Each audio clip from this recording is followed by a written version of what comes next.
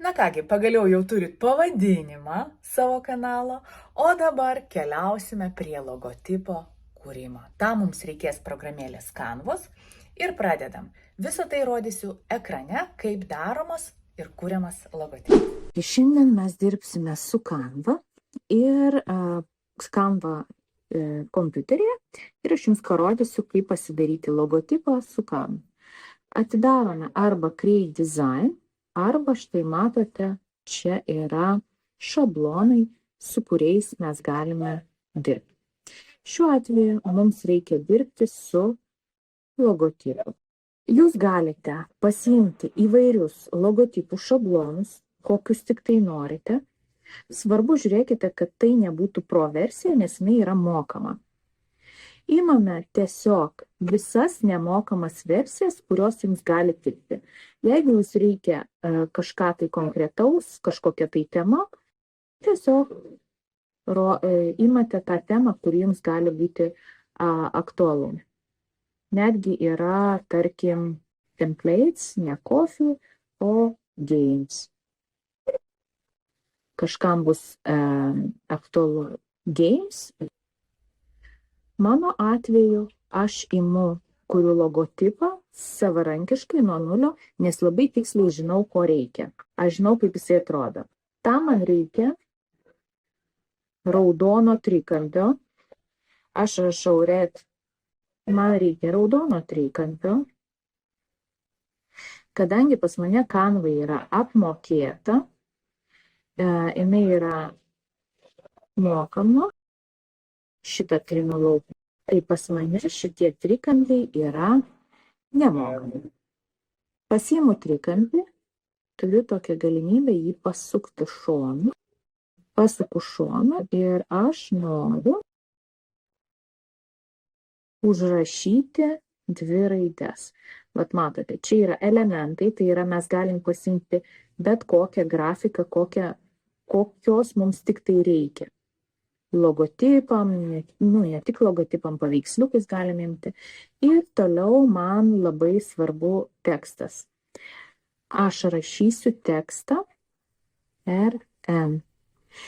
Nes, kadangi tai yra roko nuotykiai, aš noriu daryti štai tokį logotipą.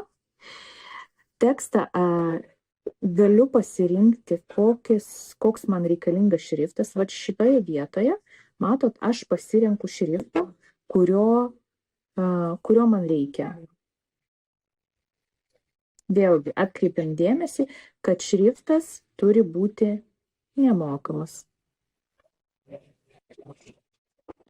Na ką, šitas šriftas man greičiausiai labiausiai tinkamas, tik tai aš noriu padaryti jį bold, riebesnį.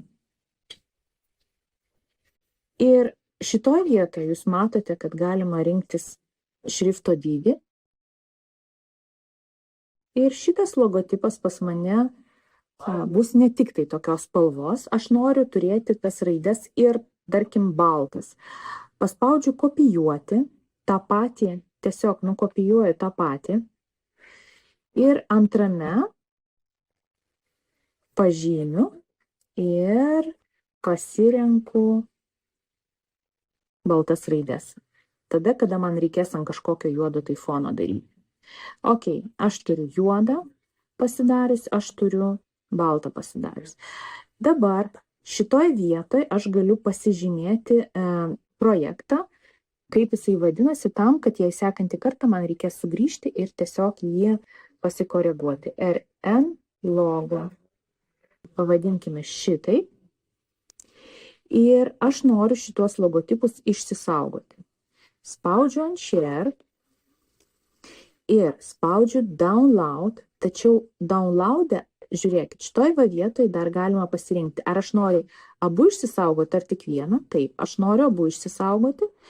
Ir man labai svarbu, matot, štai šitas transparent background. Tai yra, kad logotipas nebūtų jokiam kvadratėlį, o turėtų permatomą foną. Spaudžiu download. Einu į savo downloadus ir žiūrim. Mes turime vieną logotipą ir antrą. Taip, logotipai yra sutvarkyti. Dabar, kadangi turiu logotipus, grįžtu, tarkim, gal back home ir vėl Canvai galiu apsispręsti, ką man reikia daryti. Galbūt man reikia kitą logotipą, kurį aš noriu, kad tai būtų dizainas būtent jų pasiūlytas. Tarkim, aš neįsivaizduoju, kaip sukurti logotipą ir aš noriu, kad tai būtų jų pasiūlytas dizainas. Aš galiu vėl iš naujo paspausti Create Design ir vėl pasirinkti logo, jeigu tai bus kitai įmoniai kuriamas logotipas. Jeigu aš noriu tai pačiai įmoniai susikurti visiškai skirtingą logotipą, aš einu čia, vėl, ir, čia mano, kurie sukurti seniau buvo, ir tarkim, spaudžiu Add Page, jisai yra tuščias, ir šitoj vietoje aš jau noriu logotipą tokio, kokį man pasiūlo Canva. Nes Canva turi jau labai gerą stilių, ir kartais, jeigu nėra supratimo apie stilių, kartais geriau tiesiog pasinaudoti tai, ką jie siūlo. Na, man labai galbūt šitas įdomus logotipas. Ne? Čia kiekvieną raidę reikės atskirai keisti. Aš labai tingiu keisti atskirai kiekvieną raidę. Todėl spaudžiu back, einu atgal ir žiūriu, kokie mano logotipai galėtų dar būti labai faini, kurie atkreipia mano dėmesį. Vėl, jeigu tai games, žaidimų kanalas koks nors, arba vaikų kanalas, mes dar galim parašyti YouTube,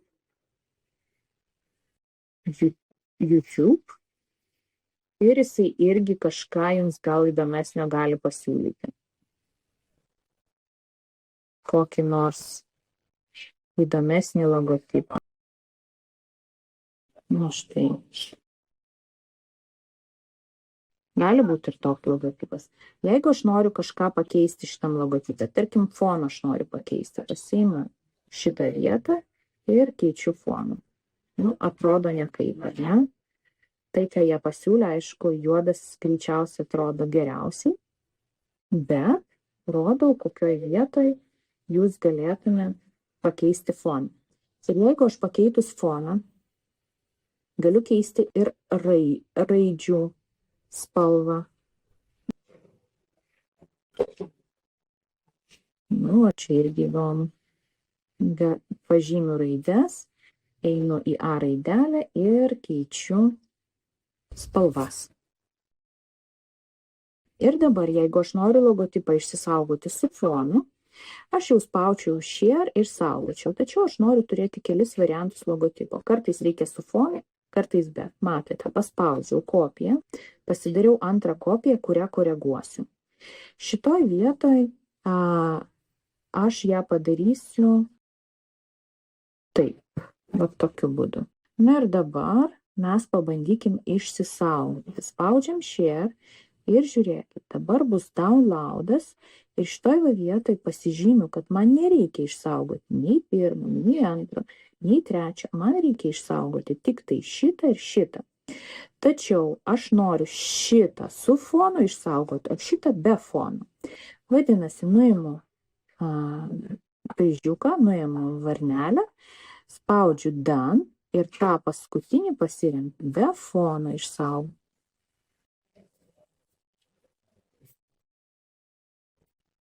Žiūrim, ką man davė. Man davė tokiu būdu išsaugoti be fonų. Kad jūs suprastumėt, kad tai tikrai be fonų, ką mes galime padaryti. Žiūrėkit, yra uploadai, aš noriu parsisiųsti tą, ką išsisaugojau. Aš atsisiunčiu jį pas save. Ir dabar šitą logotipą aš galėsiu naudoti visuose kituose savo darbuose. Tarkim, grįžtu atgal ir man reikia YouTube užsklandą. Vėl Create Design, YouTube Thumbnail, tai reiškia YouTube užsklandą. Ir šitoj vietoje aš galiu pasiimti stilių, kurį mums siūlo. Na, tarkim, aš imu šitą stilių, šitą vyruką ištrinu, man jo nereikia, einam į uploads ir spaudžiam mūsų vilką. Ir ką mes turime? Mes turime štai tokiu būdu uždėtą mūsų logotipą jau ant kuriamo dizaino. Tai štai apie pamoka trumpa apie logotipų kūrimą.